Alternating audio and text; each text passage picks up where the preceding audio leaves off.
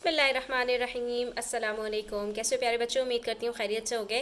New syllabus Oxford primary mathematics workbook 5B के साथ एक बार फिर हाजिर हूँ। आज हम करने वाले हैं चैप्टर नंबर 12 के रिव्यू के क्वेश्चंस, जिसमें हमने चैप्टर नंबर 12 में ऑलरेडी ये सीख लिया था कि अननोन एंगल्स कैसे फाइंड आउट करते हैं। तो इसी के कुछ क्वेश्चंस आज सॉल्व करेंगे, वीडियो एंड तक देखना, ठीक है। स्किप मत करना। पेज नंबर 89 ओपन कर लो। इसको करने से पहले बस एक दो आपको प्रॉपर्टीज़ याद होनी चाहिए, वो आपको मैं यहाँ पर बता देती हूँ बच्चों। तो सबसे पहली प्रॉपर्टी क्या है कि हमारे पास जो स्ट्रेट लाइन होती है उसके ऊपर अगर हमारे पास दो या दो से ज़्यादा एंगल्स फॉर्म होते हैं उसको हम कहते हैं सप्लीमेंट्री एंगल्स, ठीक है।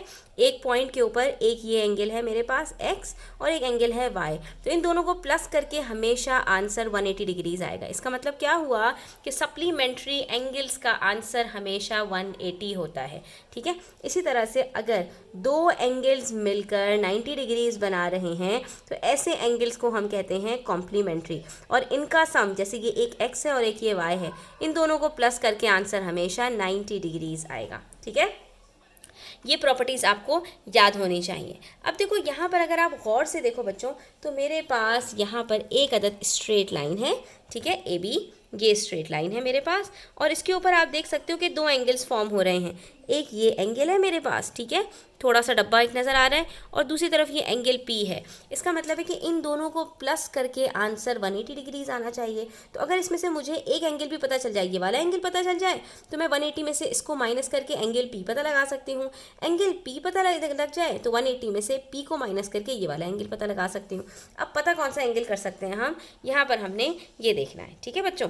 तो अगर आप गौर से देखो बच्चों, तो हमारे पास ये वाली जो लाइन है, ये जो लाइन है ये सी से लेकर डी तक, तो इसमें हमें पूरा डब्बा नज़र आ रहा है 90 डिग्रीज़ का, ठीक है। इसका मतलब है कि ये जो एंगल है और ये एंगल है, ये दोनों मिलकर 90 डिग्री के बराबर हैं, ठीक है।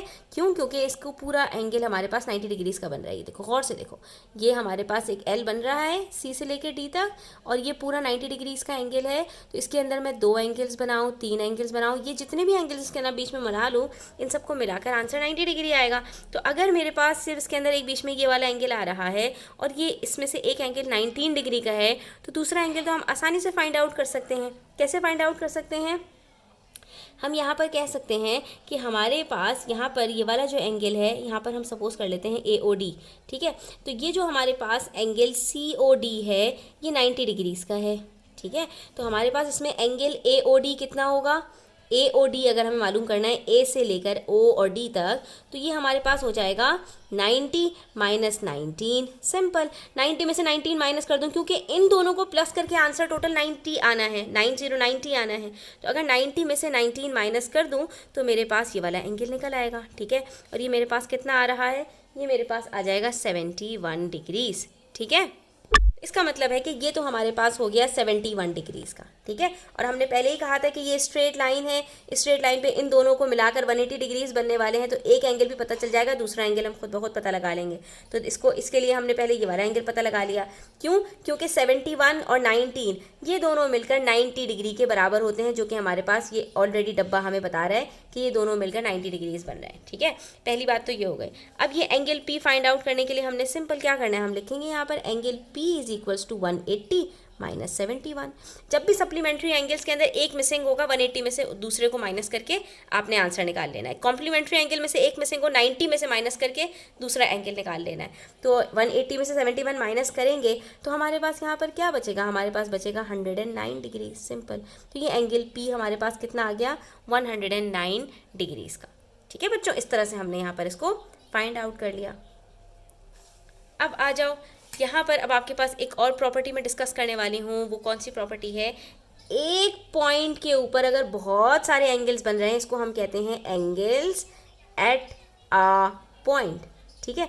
एक पॉइंट पर 3, 4, 5, 6, 7, 8 जितने चाहे आप एंगल्स बना सकते हो, मगर ये आप देख सकते हो एक पॉइंट के ऊपर कि इतने सारे एंगल्स हैं कि मैं एक जगह से अगर सर्कल बनाऊंगी तो वो आकर उसी जगह पर कंप्लीट हो जाएगा। इसको कहते हैं एंगल्स एट अ पॉइंट, और एंगल्स एट अ पॉइंट हमेशा 360 डिग्रीज़ के बराबर होते हैं। इसका मतलब क्या है कि ये मेरे पास जो 4 एंगल्स बन रहे हैं इन सबको प्लस करके आंसर 360 आना चाहिए। तो मैं क्या करूँगी, 120, 120, 70 इन तीनों को प्लस करूँगी, इसका आंसर देखूँगी कितना है, उसके बाद देखूंगी कि 360 में से कितना कम है, तो कम कैसे निकालेंगे, 360 में से इसको माइनस कर देंगे तो हमारे पास आसानी से एंगल आ जाएगा। तो इसको देखो हम कैसे लिख सकते हैं बच्चों, इसको लिख सकते हैं हम एंगल क्यू, ये क्यू है ना, plus 120 plus 120 plus 70 is equals to 360। इन तीनों को प्लस कीजिए, क्या आंसर आता है, 120 plus 120 240, 240 plus 70 is equals to 310। ठीक है, तो ये हमारे पास आ गया angle Q is equals to 310। इसका मतलब है कि ये तीनों मिलाकर 310 बन रहे हैं, तो चारों मिलकर अगर 360 बन रहे हैं तो इसमें कितना कम रह गया, वेरी गुड 50 डिग्रीज। तो सीधा सीधा आप एंगल क्यू को कह सकते हो कि 360 में से उठाकर अगर इन सब का सम माइनस कर देंगे तो एंगल क्यू हमारे पास 50 डिग्रीज का आ जाएगा, सिंपल। अब देखो एक प्रॉपर्टी और आ गई हमारे पास लाइंस की। वो प्रॉपर्टी क्या है कि जब भी दो स्ट्रेट लाइंस किसी पॉइंट पर मीट करेंगी तो जो ऑपोजिट एंगल्स होते हैं ये हमेशा एक दूसरे के बराबर होते हैं। ठीक है, अब अगर जैसे मेरे पास ये दो एंगल्स यहाँ पर फॉर्म हो रहे हैं, एक एंगल x है और एक y है, तो अगर एंगल x मेरे पास 110 डिग्रीज़ का होगा तो एंगल y भी खुद ब खुद 110 डिग्रीज़ का होगा। ठीक है, तो अब अगर आप गौर से देखो यहाँ पर हमसे कह रहे हैं PQ and RS are straight lines. ठीक है, ये हमारे पास स्ट्रेट लाइंस हैं। तो यहाँ पर भी बच्चों हमारे पास क्या है, ये RS और PQ दोनों स्ट्रेट लाइंस हैं। ठीक है, इस पॉइंट पर ये मीट कर रही हैं, तो ये स्ट्रेट लाइन है और ये स्ट्रेट लाइन है। तो यहाँ पर ये जो एंगल आपके पास 132 का बन रहा है, बिल्कुल इसके ऑपोजिट में यहाँ से लेके यहाँ तक पूरा एंगल बन रहा है। ठीक है, ये दोनों एक दूसरे के ऑपोजिट हैं, मगर मसला क्या आ गया है यहाँ पर कि इन्होंने बीच में से इसको स्प्लिट कर दिया। तो कोई मसला नहीं है कि अगर दो स्ट्रेट लाइंस हैं आपके पास, एक पॉइंट पर मीट कर रही हैं, ये दोनों एंगल्स बराबर हैं। अब इसमें से मैं अगर एक एंगल और निकाल दूंगी तो इसका मतलब क्या हुआ कि मेरे पास यहाँ पर जितना एंगल होगा इन दोनों को प्लस करके भी यही आंसर आना चाहिए। इसका मतलब है कि अगर ये वाला एंगल 132 डिग्रीज का है POS, तो ये ROQ जो मेरे पास होगा ये भी पूरा 132 डिग्रीज का होगा। तो एंगल x को निकालने के लिए हम सिंपली क्या करेंगे, जो इसके ऑपोजिट में एंगल है ना 132, क्योंकि इन दोनों को प्लस करके आंसर 132 आने वाला है। 40 में मैं कितना प्लस करूं कि आंसर 132 आए, इसके लिए मैं सीधा सीधा क्या कर सकती हूँ, 132 में से 40 को माइनस कर दूं।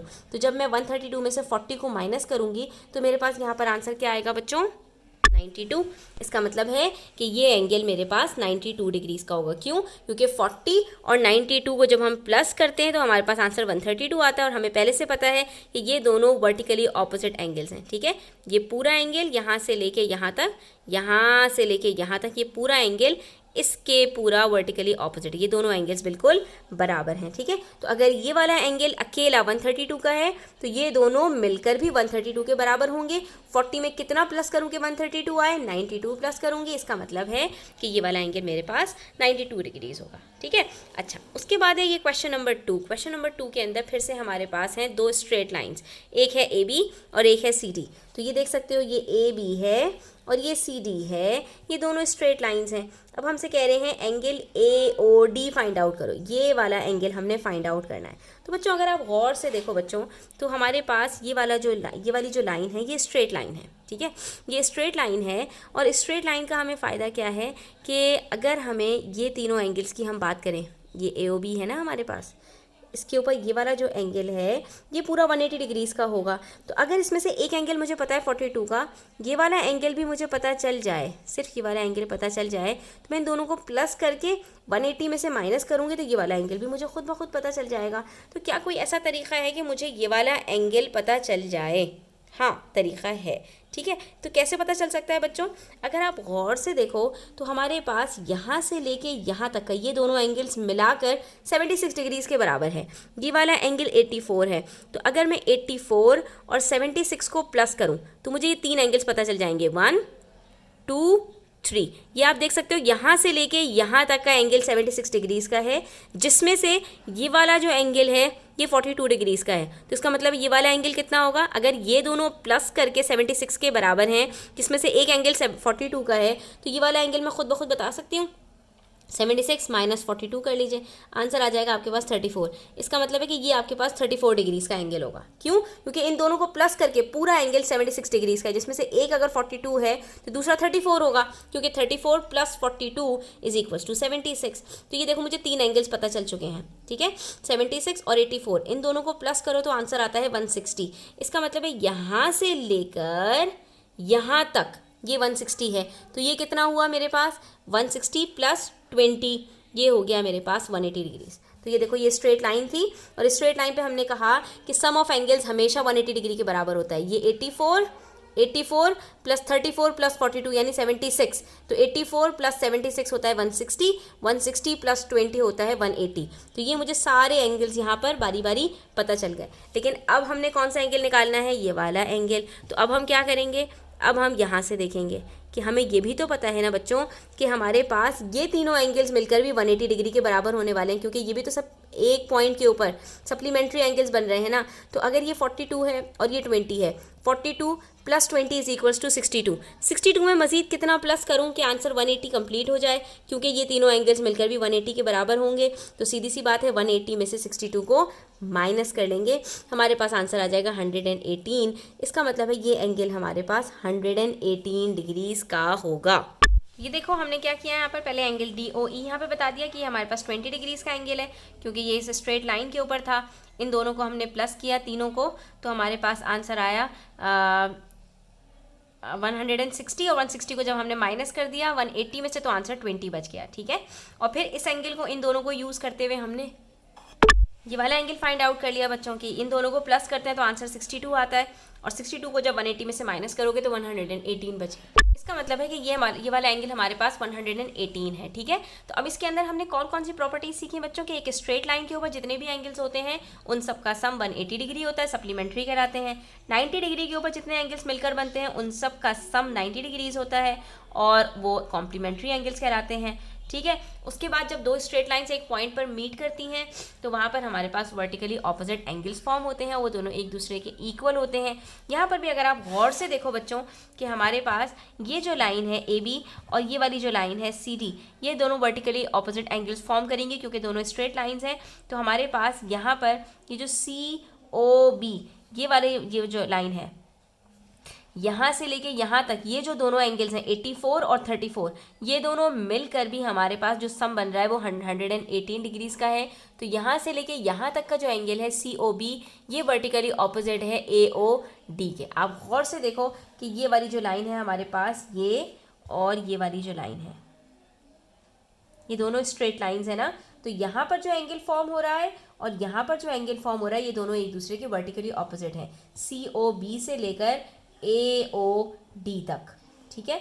तो ये जितना एंगल होगा ये वाला एंगल भी उतना ही होगा। इसीलिए हमारे पास यहाँ पर देखो बीच में जो लाइन है, तो एक एंगल 84 डिग्रीज़ का है, दूसरा एंगल 34 डिग्रीज़ का है। 76 में से 42 माइनस किया तो 34 बचता है ना। इन दोनों को प्लस करके आंसर 118 आता है। तभी हमारे पास हम इस तरह भी इसको फाइंड आउट कर सकते थे कि ये हमारे पास वर्टिकली ऑपोजिट होने की वजह से 118 आ रहा है, ठीक है।